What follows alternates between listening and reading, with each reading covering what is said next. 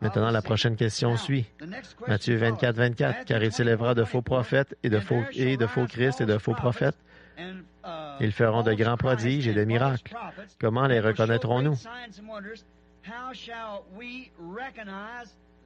Il s'élèvera.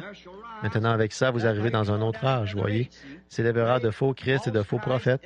Un faux Christ, c'est un faux oint. Parce que Christ est le oint. Combien savent que le Christ signifie le oint? Il y aura de faux oints et ils se diront prophètes. Mais comment les reconnaîtrez-vous? Par la parole. C'est comme ça. Par la parole, que vous reconnaîtrez s'ils sont vrais. Comment les reconnaîtrons-nous? Ce sera par la parole. S'ils disent qu'ils ont la parole et qu'ensuite ils nient la parole, alors ça ne vaut rien, quoi qu'ils puissent faire. Ils pourraient guérir les malades, ils pourraient ouvrir les yeux des aveugles. S'ils nient la parole, tenez-vous loin de ça. Peu importe ce que c'est, tenez-vous-en à cette parole quand même, vous voyez, parce qu'il m'est arrivé bien des fois de voir du vaudou et toutes sortes de choses se produire sous le couvert de la guérison.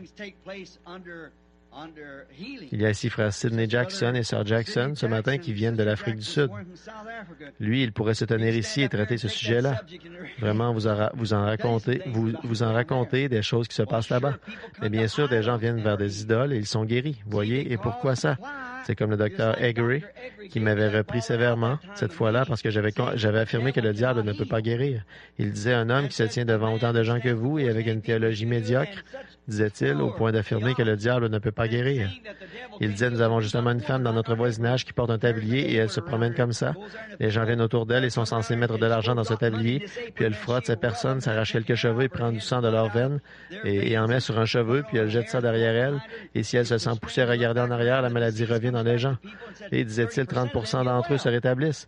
Et vous affirmez que le diable ne peut pas guérir? Je me suis dit, oh là là, je lui ai écrit en lui disant, cher monsieur. J'ai dit, il me paraît étrange que le doyen d'un collège luthérien base sa théologie sur une expérience plutôt que sur la parole de Dieu. Voyez, la parole de Dieu dit que Satan ne peut pas chasser Satan. C'est réglé. Jésus l'a dit. Si Satan, j'ai dit alors, vous pouvez vous demander comment il se fait que ces gens sont guéris à travers ça, à travers cette sorcière. C'est parce que les gens, eux, ils pensent qu'ils s'approchent de Dieu à travers cette sorcière. Et la guérison est basée sur la foi, et non sur le fait que vous soyez droit, que vous soyez bon, que vous gardiez les commandements, ou quoi encore, elle est basée strictement sur la foi. Tout est possible à ceux qui croient. Voyez, ce n'est pas basé sur le fait que vous soyez bon. J'ai vu des prostituées venir sur l'estrade et être guéries instantanément et une sainte femme traverser l'estrade et ne pas recevoir sa guérison. Bien sûr, c'est basé sur la foi, si tu peux croire et non sur la droiture. Regardez là-bas, en France, ces gens qui vont au tombeau de cette femme.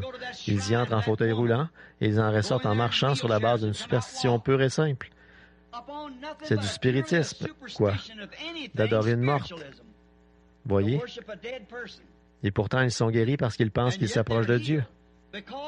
Maintenant, je ne dénigre pas les catholiques. Je dénigre le système catholique, comme je le fais pour le système protestant, vous voyez, et toutes ces choses. Maintenant, vous, les ministres, je sais que ça va faire mal, mais je réponds à des questions. Et je veux que vous compreniez ça. Vous voyez, tout ce que je fais, c'est vous dire la vérité.